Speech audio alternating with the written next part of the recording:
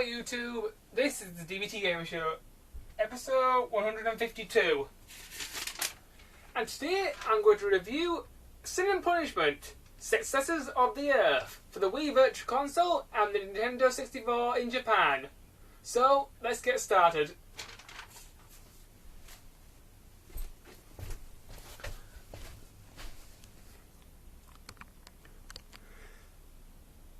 Okay, that's my Nintendo Wii setup, so let's start this review. Now, Sin and Punishment Successors of the Earth for the Nintendo 64 and the Wii Virtual Console is a very good rail shooter. I first noticed this game when it first came out on the Wii Virtual Console, but I didn't really pay that much attention to it because the game was in what came from Japan and I had no idea it had been translated to English. But then I heard a few rumours about the Wii game coming out, which is Successor of the Skies, and when Successor of the Skies release date came close, I did some research on the N64 version and found that it was all in English, so I downloaded it, and it turned out to be a very good game. Anyway, let's start off this review. The story of the game, it is rather good, but there is one slight major problem, in my view. The manual for the game and the cutscenes for the game don't really give that much backstory. So it is very difficult for me and for the player to really figure out what the story is for this game. So I can't really give much insight on the story of this game, so I apologise for that. Because I don't really know that much about the Sin and Punishment series.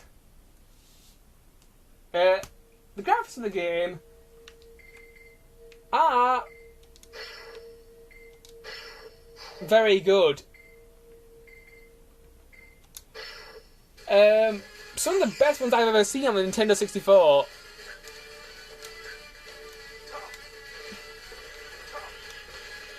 In some of the cutscenes they do look a little bit blocky, but the graphics are pretty good.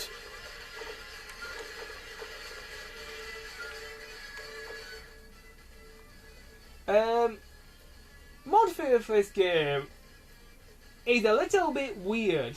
I haven't played the multiplayer at all, but I've done some research on it, and apparently one person controls the character's movement and one person controls the cursor, so that one person takes care of shooting and one person takes care of dodging, really.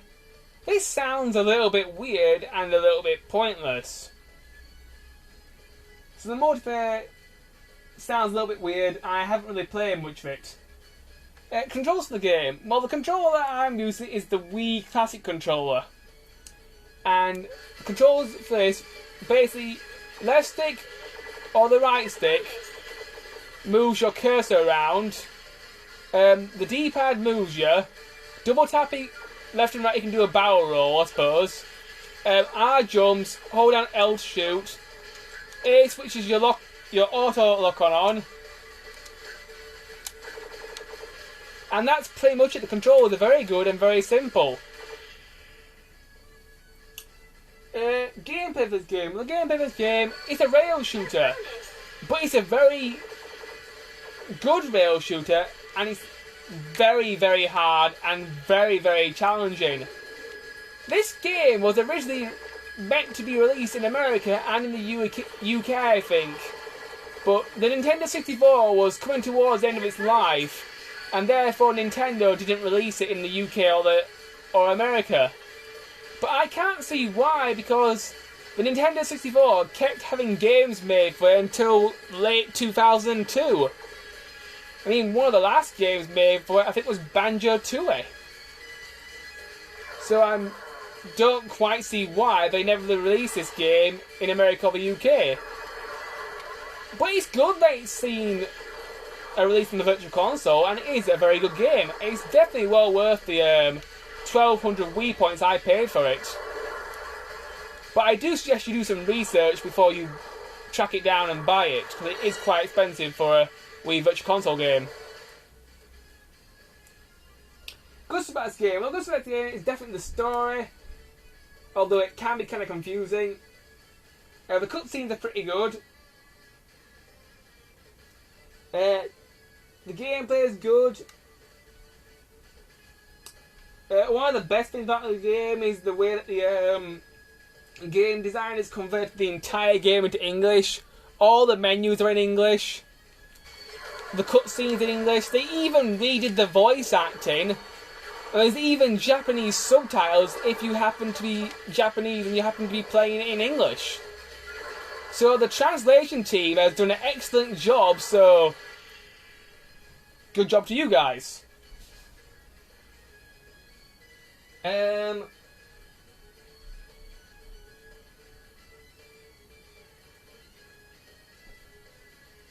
There are about 10 levels in the game, and quite a lot of them are very hard. There's also a tutorial which will help you get to grips with the controls, which is quite helpful. The controls do take a while to get used to.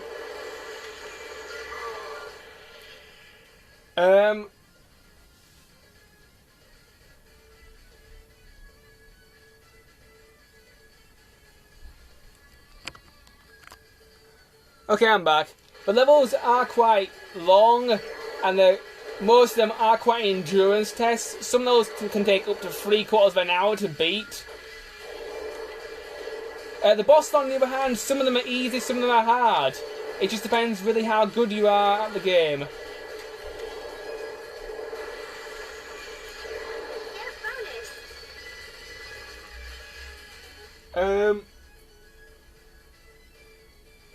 One of the best things about this game is definitely the auto lock-on. Some of the bosses are very difficult, and the auto lock-on is a godsend. And it really helps out with some of the bosses. This is one of the cutscenes. I just wanted to show you a small sample so you get what they're like. As you can see, the cutscenes are very good. One of the strangest things I noticed is that the characters actually move their lips whilst they're talking, which is surprising because most PlayStation games, N64 games, most of the cutscenes, the characters didn't move their lips. So I was rather surprised to see the characters moving their lips and showing facial expressions. So the cutscenes are really good. And the other thing I liked about this game was definitely the weapons. I mean, your standard gun is basically kind of like I suppose a gun blade. It can shoot, and if you're near an enemy in close combat, if you press the L button, very quickly you can do you can slash things with a sword. And it is very powerful. And in some levels you can even deflect missiles back at enemies. So I definitely like the gun and the sword play.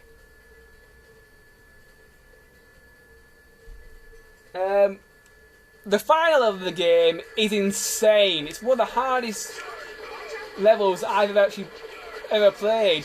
Basically, you're this giant weird monster thing, and you have 1,000 health, which is an absolute godsend, and you're protecting the Earth from all these missiles, and you basically have to protect the Earth before it gets blown up. But there's so much stuff on the screen that you're trying to defend from, it's almost impossible. Luckily, you're cranking up points quite quickly, so you can earn a lot of continues, and you can almost never fail at this after a few practices. Every time you kill 100 enemies, you get another continue, which is good, I suppose. Anyway, YouTube, I've run out of time, so I'll talk more about this game in the next part. Bye.